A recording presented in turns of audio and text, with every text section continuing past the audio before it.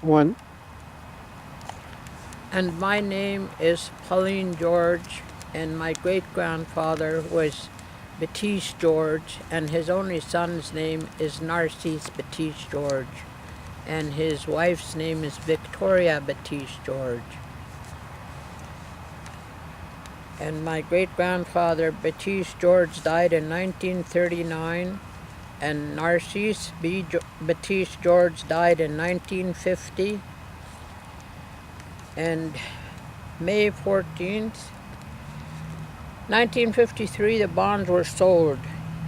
Can dead people sell bonds? I know my great-grandmother, wife of Narcisse, never ever received anything. I have written to all members of Parliament before, and no one would help me. So now I am appealing to the public. See if there is any honesty there. Granddaughter to Baptiste and Narcisse. Sincerely, Pauline George.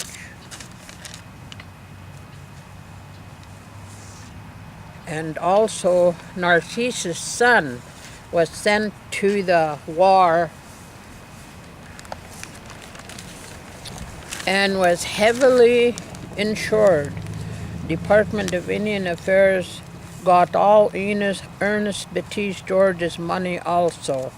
After grandfather died, DM had demanded safety box key 17 from grandmother. She did not have it.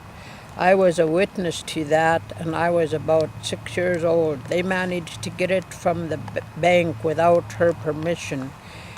Grandma Victoria being the only heir, Grandma made me promise before she died that I would never rest till we got paid all the money owing to us. And this is the autobiography of Baptiste George. In the early 1900s, Baptiste George was the pillar of the Oliver community, for the Indian as well as the white community. He loaned monies to the small businesses in the Oliver area. Fairweather, who built a hardware store, Emmerich's built a garage, C.D. Collins built a department store. He was also the largest benefactor of St. Martin's Hospital.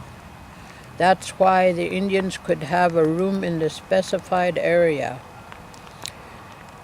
And they said that the specified area was down in the basement so he wouldn't contaminate the rest of the people. Baptiste George was also the only man in BC to buy $21,000 worth of war bonds. He, Baptiste George, was presented with a Purple Heart Cross medal by the Lieutenant Governor in the town of Oliver in 1935 at St. Gregory's Church on the Indian Reserve. He was also presented with a gold staff by King George III himself in person, and this was done in the town of Oliver at the government building on the steps of the government building. If it had not been for Baptiste George, the soldiers would have starved to death. That was a bad time for the white man. A lot of them were poverty-stricken. That was the time of the Depression. The Indian had no problem in that era, at that specific time in history. Baptiste George owned an orchard, huge gardens with every vegetable imaginable, one of the biggest cattle ranchers on the reserve or in the Oliver Valley. Baptiste was also godsend to a lot of people at that specific time. His quality of beef were of the highest quality, Heifers. Once the government realized the wealth of Baptiste George, a man by the name of Anthony Walsh was sent to become friends with Baptiste George. In history, no other reserve had a special teacher to come and teach Indian children, but these children had a wealthy grandfather, and that made them valuable assets. All efforts must be tried to gain the trust of Baptiste George. The tale of the nativity. Baptiste George bought a lot of shares in different companies at that time. CPR Bonds, Mining, Prince Rupert and Holdings Limited, Glenville and Collins Engineers Limited. In the Depression years, the townspeople were forced to buy their produce from Baptiste George, as there was no other place to buy their produce. The government also realized that the Okanagan area was an ideal place for a fruit industry. Then, the 7-mile canal, water canal, was built. A lot of people came to this area then, some of the worst. The engineers of the ditch set up a pound and proceeded to impound Baptiste George's cattle. A lot of Baptiste George's cattle were rustled.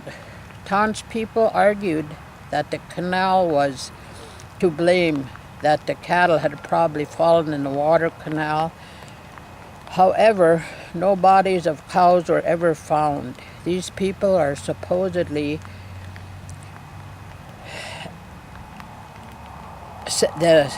of the civilized group known to the world as such. Also, once the white community established themselves in a successful businesses, a plan to boycott Baptiste George was very successful. People were then told that Baptiste George's fruit had codling moth. Baptiste George then went to Vancouver, BC, arranged for a certified inspector to come to Oliver and check over his orchards and gardens, and the evidence showed there was no codling moth infestation. However, the damage had been done. No one in town would buy produce from Baptiste George anymore. Success for the townspeople. Baptiste George was successfully boycotted. Rupert and Holdings Limited claimed bankruptcy, another government tactic. If one claims bankruptcy, that person is then recognized as a person with no money.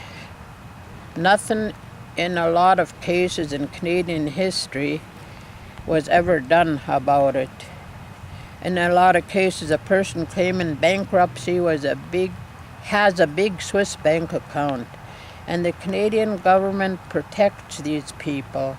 Baptiste wrote a lot of letters of his predicament to a lot of people in Parliament, only to receive letters with promises that the problems would be solved. Empty promises as usual. If the problems did not benefit the government, nothing was ever done. Indian people helped a lot of the early settlers, believing all had a right to live and let live. Baptiste George was recognized as one of the noblest men history has ever seen.